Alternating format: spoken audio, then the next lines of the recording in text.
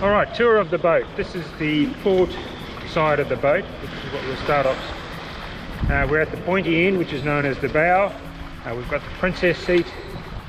We've got my surfboard, which I no longer use because there's no surf north of Yeppoon.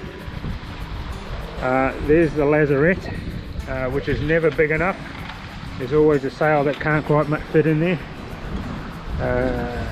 Anchor locker and anchor winch, automatic up and down switches.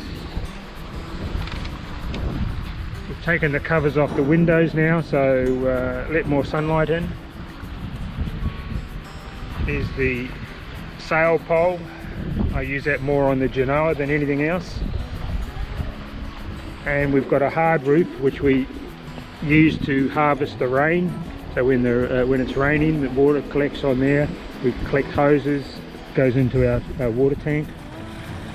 At the back here we've got another seat, which is very comfortable and nice in the sun. Just at the back there we have our gangplank, which we use as basically a fall protection.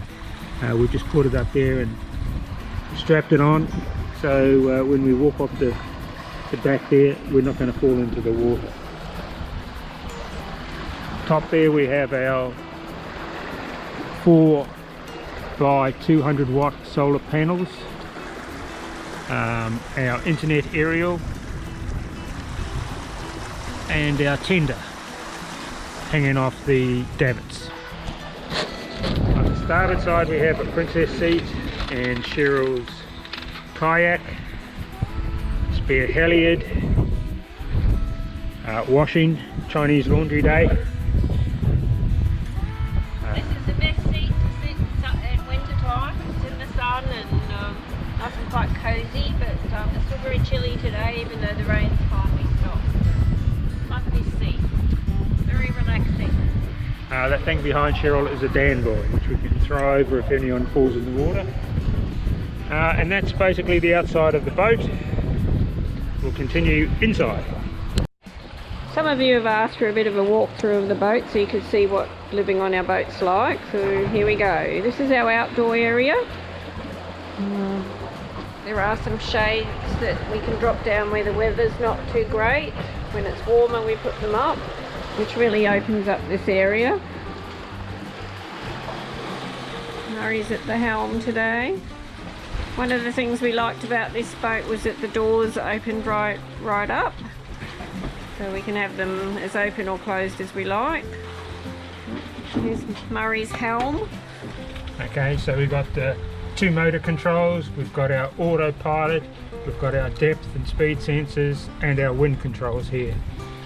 These 2 monitors here are both our fuel and water levels, neither of them which work very well.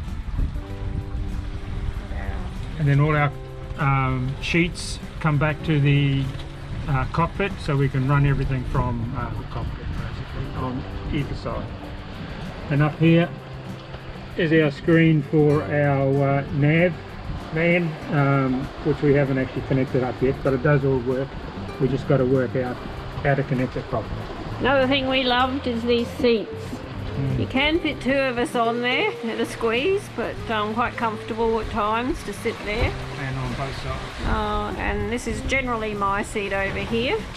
Excuse the washing in the background, but the first fine day we've had for about 10 days. So these seats are fabulous.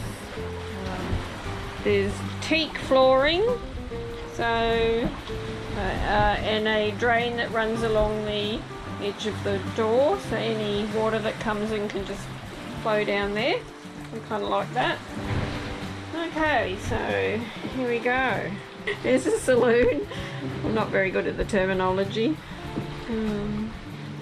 Important pictures of family in the background, had to bring them on board.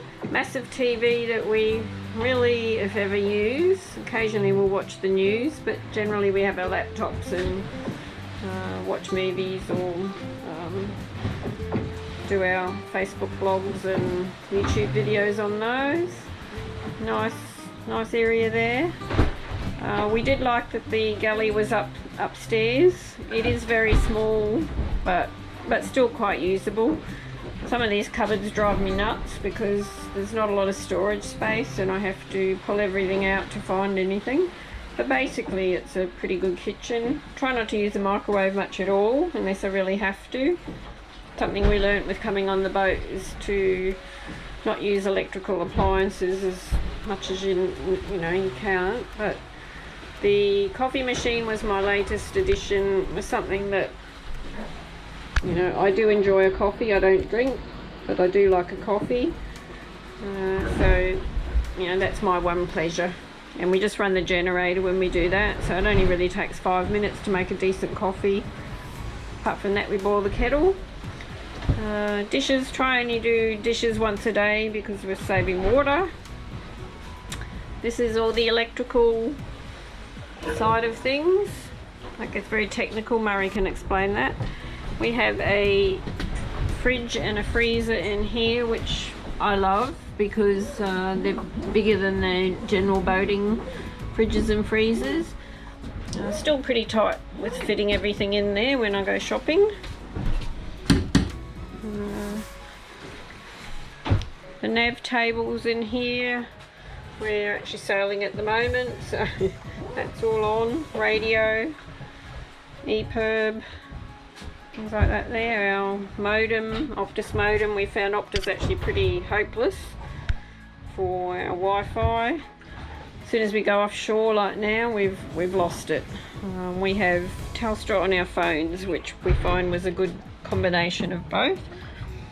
So on the port side of the boat, we have our guest bedroom. I get sick of making beds and unmaking beds because the motor access is actually under here. And Murray's continually wanting to access those, so basically I now just throw things on there. Little bit of a surprise in the cupboard is my washing machine. Close all that. It's my little washing machine that fits in the cupboard. It was already had water connected here, so that worked out quite well. I did have to replace the washing machine more recently. And there's a spot here where the hose comes out, so I just have to empty it into buckets. That works pretty well. This is Murray's tool area, all our life jackets. His tools are all in these cupboards here, so he's taken up rather a lot of room. The alcohol cupboard, that's important for Murray. Books, towels, linen, kind of like a Tupperware cupboard. Not a lot of storage really, but not too bad. This is our main bathroom, so when guests come they can use the bedroom that we've just seen and access pretty easily the bathroom. Toilet. I replaced the photos on the boat with my own photos, that one I took at Broughton Island. And at Philly we love the shower, pretty decent shower for a boat. Some storage for the bathroom. I would love electric toilets, but that's something I have to wait for. These are hand pump toilets. My dream is to have an electric toilet one day. So that's the bathroom.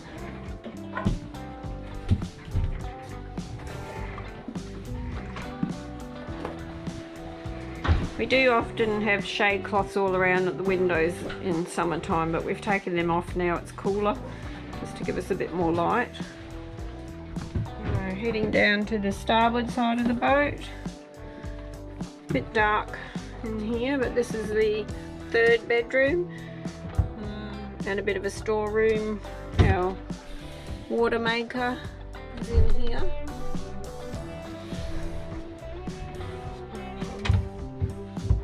Yep, so it was important to us to maybe have 3 rooms in case, we ever had both our sons visit or friends.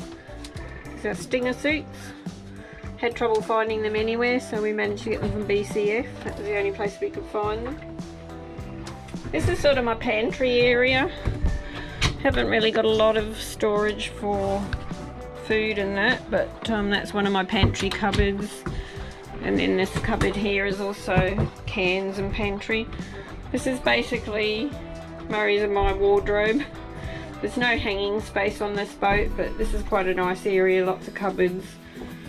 and a couple in here. So Murray's is more these ones, and one of these, and mine is the rest. And a few hanging clothes because there's nowhere to hang in here. It's a bit dark today, but this is our bedroom. It's really quite a large bed. It's like a king size bed. One of the things we like was there's plenty of space, and it was not too claustrophobic with the roof. A couple of storage cupboards in here, but pretty difficult to access, so we don't use them a lot. But yeah, nice. When we first bought the boat, I didn't really like all the dark wood. I would like to do a wrap and maybe lighten it up in here a bit, but I've kind of gotten used to it and it's not that important anymore. The other thing that we did want was a second toilet, so we're lucky that we have a second toilet in here. Another photo I took of Southwest Rocks, or actually Trial Bay.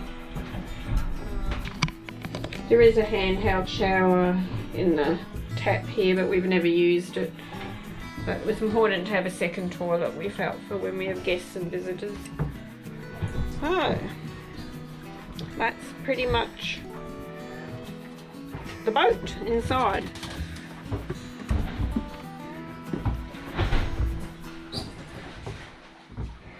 That's just looking out the back.